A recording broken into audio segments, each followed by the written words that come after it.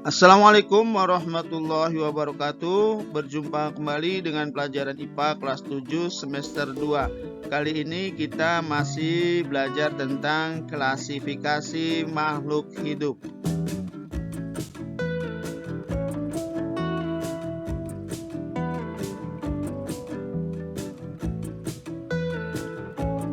Bagian ketiga, makhluk hidup beraneka ragam.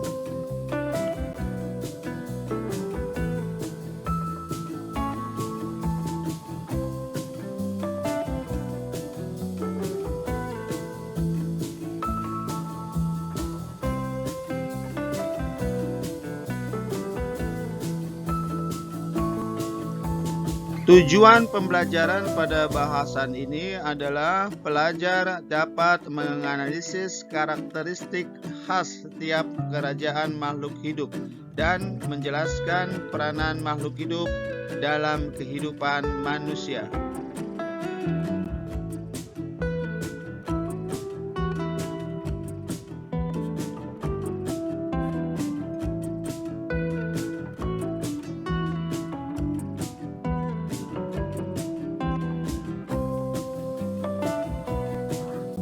Coba kalian perhatikan video sebagai jenis tumbuhan yang ada di kebun sekolah ini.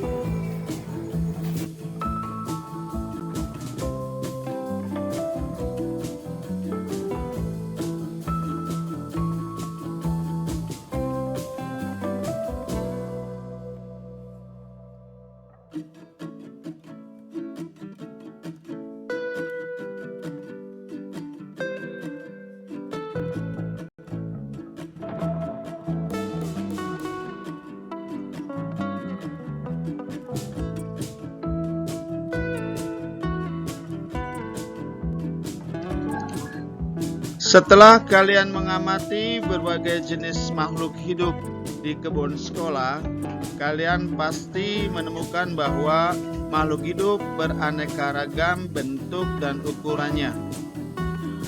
Lalu, bagaimana caranya agar kita lebih mudah mengenali makhluk hidup yang jumlahnya sangat banyak? Nah, salah satu caranya adalah mengelompokkan makhluk hidup ke dalam kelompok tertentu. Tujuan pengelompokan atau klasifikasi adalah untuk menyederhanakan objek makhluk hidup yang beraneka ragam sehingga lebih mudah untuk mempelajarinya. Ilmu tentang klasifikasi makhluk hidup disebut taksonomi.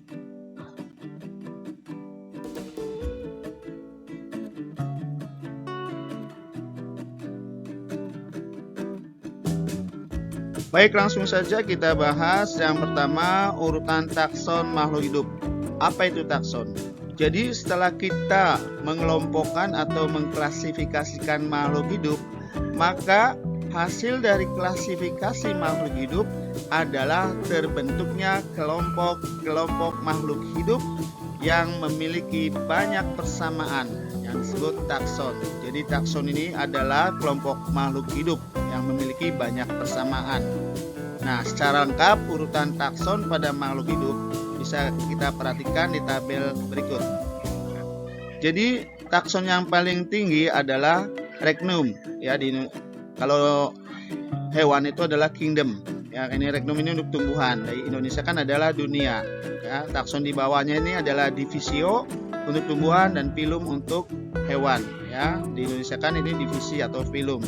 Kemudian di bawahnya itu ada klasis, ordo, familia, genus, dan spesies. Ini adalah urutan takson pada makhluk hidup dari mulai yang terbesar atau tertinggi sampai yang terendah atau yang terkecil, ya. Regnum, divisio atau Phylum, klasis, ordo, familia, genus, dan spesies.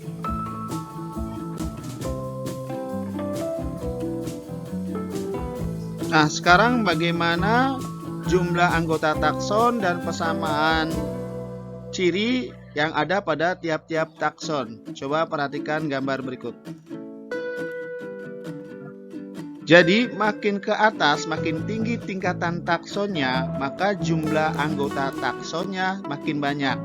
Nah, atau jumlah makhluk hidupnya makin banyak, tetapi persamaan cirinya makin sedikit. Sebaliknya, makin ke bawah, makin rendah tingkatan taksonnya, jumlah anggota taksonnya semakin sedikit, tetapi kesamaan cirinya makin banyak.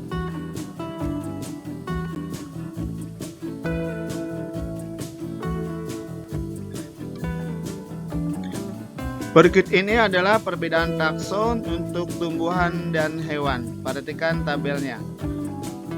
Ini contoh tumbuhan, kingdom, takson yang paling tinggi ini adalah kingdom, lantai, kemudian divisionya spermatophyta, klasisnya Monocotyledone, kemudian ordonya Gramineales, familianya Graminae, genusnya Gea, dan spesiesnya JMS atau bahasa Indonesianya adalah jagung. Dan ini adalah contoh takson pada hewan. Kingdomnya adalah Animalia, ya, hewan. Kemudian filumnya Chordata, klasisnya Mammalia, ordonya Carnivora, familianya Canidae, genusnya Canis, dan spesiesnya Canis familiaris, ya, atau anjing.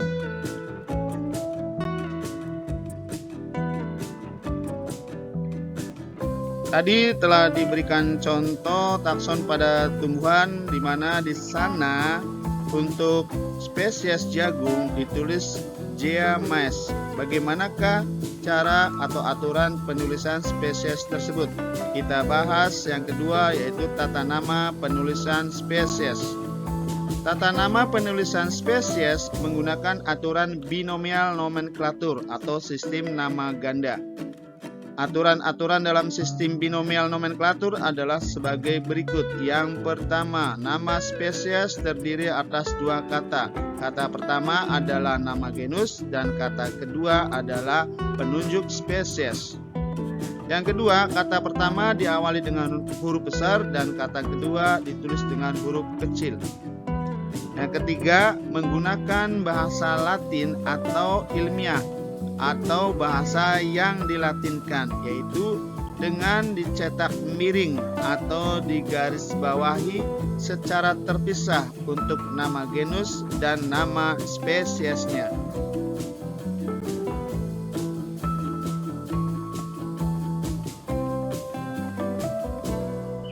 Kita lihat penerapan aturan binomial nomenklatur untuk penulisan spesies, ya.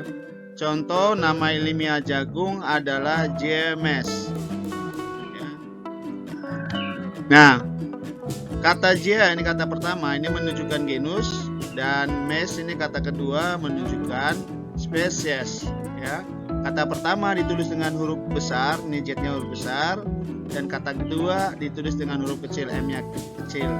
Dan ini dicetak miring atau setiap katanya digaris bawahi, ya, dan terputus, gak boleh nyambung. Jadi Gea garis bawah, spasi, mesnya juga garis bawah, garisnya tidak boleh nyambung.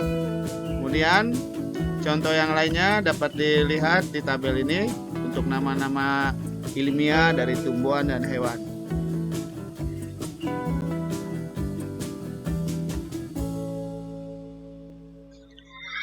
Yang ketiga, klasifikasi makhluk hidup 5 kingdom. Jadi makhluk hidup yang ada di bumi ini itu dibagi menjadi 5 kingdom. Makhluk hidup dikelompokkan menjadi 5 kingdom, yaitu yang pertama kingdom Monera atau organisme tanpa membran inti sel. Jadi inti selnya tidak dibungkus oleh membran. Yang kedua, kingdom Protista atau organisme yang memiliki jaringan sederhana. Yang ketiga, kingdom Fungi atau jamur. Yang keempat, kingdom Plantae atau tumbuhan. Dan yang kelima, kingdom Animalia atau hewan.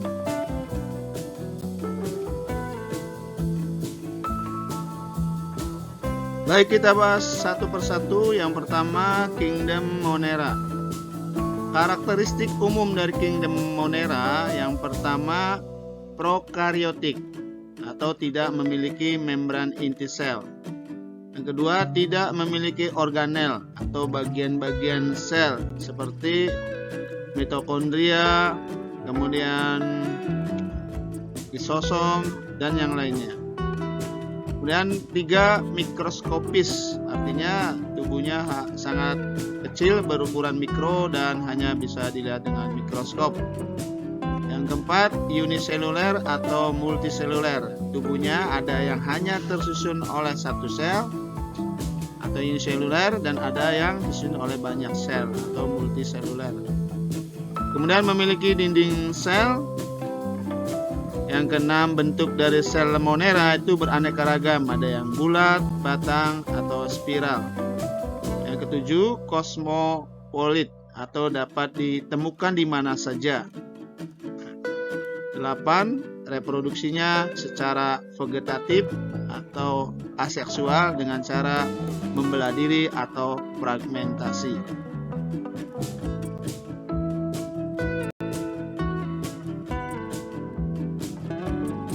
Contoh Monera. Ini dia contoh-contoh yang termasuk dalam Monera. Coba perhatikan, bentuknya ada yang bulat, ya, ada yang batang, ya, ada yang batang, dan ada yang spiral. Ya.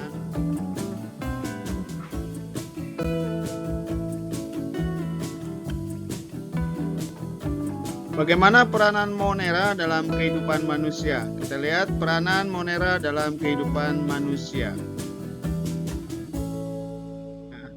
Jadi ada yang menguntungkan dan ada yang merugikan. Seperti yang menguntungkan, peranan Monera ini untuk pembuatan nata de coco, ya, pembuatan yogurt, cuka, ya, dan yang merugikan, contohnya ini bisa menjadi penyebab tetanus, yaitu bakteri Clostridium tetani.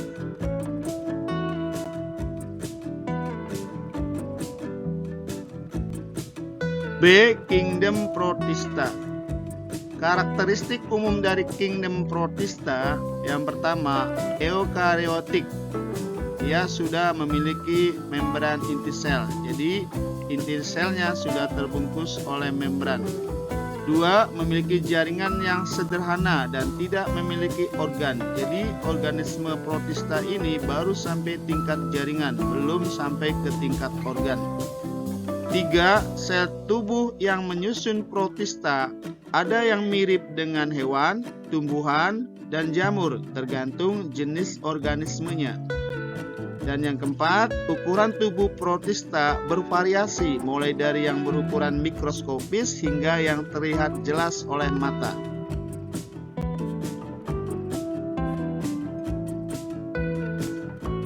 Contoh protista. Yang pertama, protista mirip hewan atau protozoa. Ada Plasmodium, Amoeba Petreus, Trypanosoma, dan Paramecium.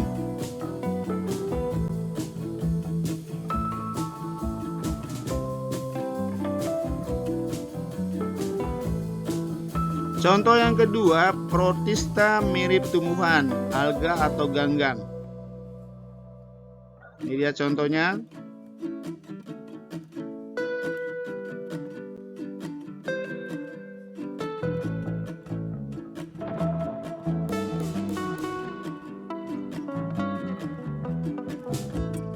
Tiga, protista mirip jamur. Ini contohnya.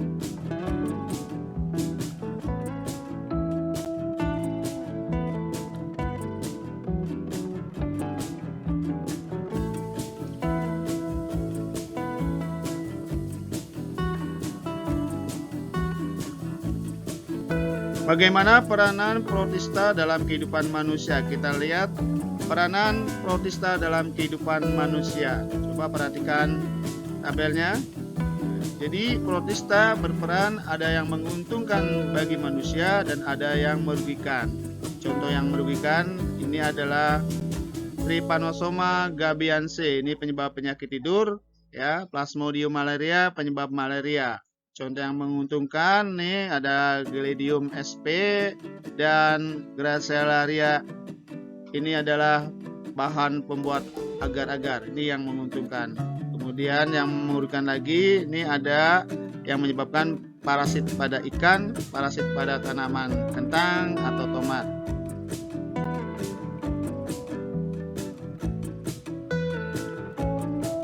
C. Kingdom fungi atau jamur. Karakteristik umum dari kingdom fungi yang pertama eukariotik, artinya sudah memiliki membran inti sel. Kedua, sel berupa hifa atau benang. Dinding sel terbuat dari kitin. Tiga, tidak memiliki kloroplas. 4. Dapat menghasilkan spora untuk perkembangbiakan. Bentuk jamur bervariasi dan memiliki warna yang beragam.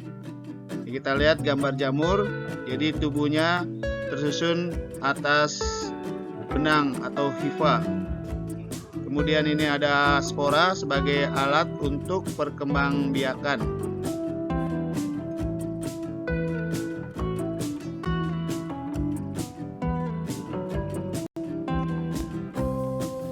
Contoh fungi atau jamur. Perhatikan gambarnya. Bisa kita lihat bahwa jamur bentuk dan warnanya sangat beragam.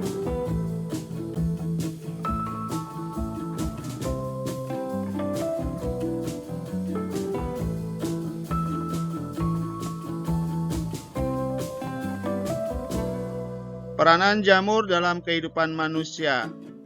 Perhatikan tabelnya. Sini jamur berperan, ada yang positif, ada yang negatif bagi kehidupan manusia. Yang positif contohnya Rhizopus oryzae, ini untuk pembuatan tempe. Kemudian ada juga untuk pembuatan tape, yaitu Saccharomyces ya. Kemudian juga pembuatan sake, pembuatan keju ya. Dan yang contoh yang merugikan ini adalah yang penyebab keputihan pada wanita, yaitu Candida sp.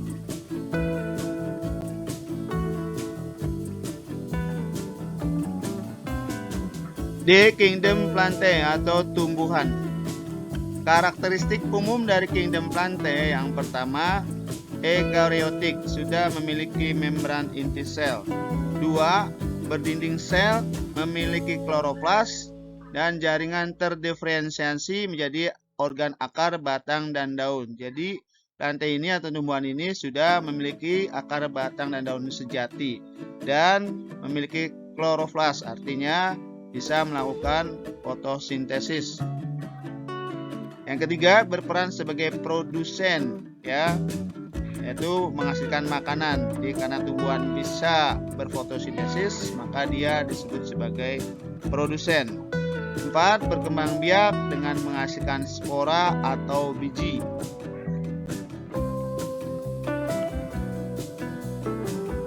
Kingdom Plantae atau kerajaan tumbuhan secara garis besar dibagi menjadi 3, yaitu Bryophyta atau lumut, ini yang berkembang biak dengan spora ya, contohnya lumut hati, lumut daun, lumut tanduk ya.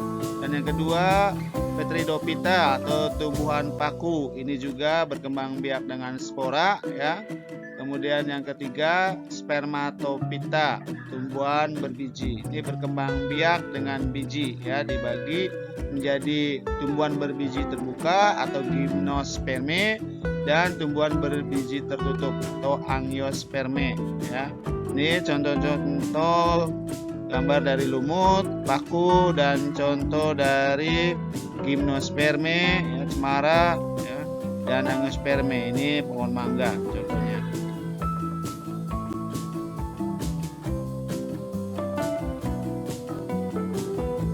Kingdom Animalia atau hewan. Karakteristik umum dari Kingdom Animalia yang pertama, eukariotik, sudah memiliki membran inti sel. 2. Tidak memiliki dinding sel. Multiseluler, artinya tubuhnya ada banyak sel. Dan heterotrof, artinya tidak mampu membuat makanan sendiri. Makanannya tergantung dari organisme lain. 3. Dapat berpindah tempat dengan jelas. 4. Ukuran hewan bervariasi dari yang berukuran mikroskopis sampai dengan yang berukuran sangat besar. 5. Mendapatkan makanan dari organisme lain karena dia bersifat heterotrof.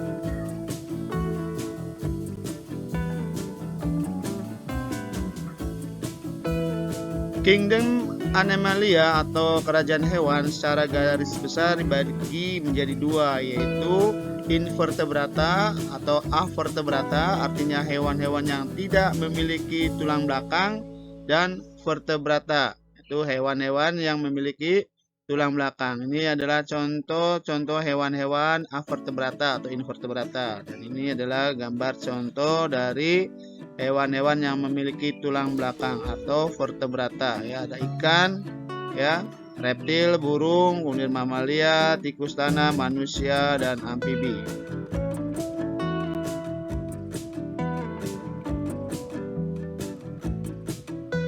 Filum pada Kingdom Animalia beserta contoh dan karakteristiknya. Jadi filum yang pertama dari Kingdom Animalia ini adalah Porifera. Contohnya adalah Spongia sp. Ini karakteristiknya menempel di dasar lautan dan berpori. Yang kedua, Sulenterata. Ya, contohnya ubur-ubur, hidra, anemon laut. Ya. Karakteristiknya lunak, menyengat, dan berongga. Kemudian yang ketiga, filum Platyhelminthes, ya, cacing planaria, ya, cacing pita, dan cacing hati. Nah, tubuhnya, karakteristiknya itu tubuhnya pipi, kemudian lubang anus dan lubang mulut sama. Yang keempat, Nemathelminthes, ya, cacing kremi, cacing perut. Ya. Karakteristiknya tubuhnya silindris, tidak bersegmen, ya, bergaris-garis, tidak bergaris-garis.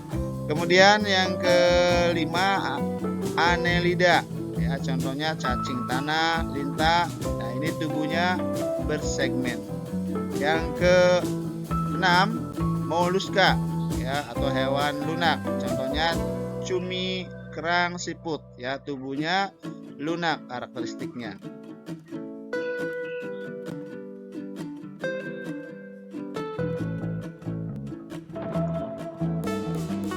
Yang ketujuh, Arthropoda, ya, contohnya serangga, udang, laba-laba, kaki seribu, ya. Ini karakteristiknya adalah kakinya beruas-ruas. Yang ke-8, Echinodermata, ya, contohnya bintang laut, bulu babi, tripang, ya, karakteristiknya kulit berduri, hidupnya di laut. Kemudian yang terakhir adalah Chordata, hewan bertulang belakang. Contohnya ikan, katak, ular, burung, sapi, ya. Karakteristiknya memiliki tali saraf di punggung. Jadi sepanjang tulang belakangnya ada tali saraf, ya. Kemudian sebagian memiliki tulang belakang.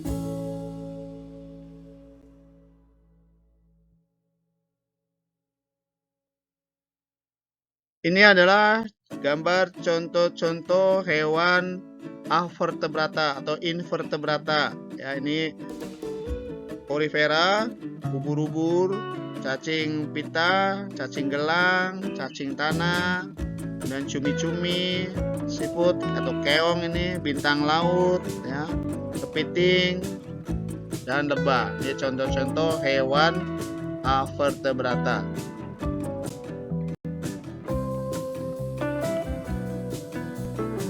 Dan ini gambar contoh-contoh hewan vertebrata, ya.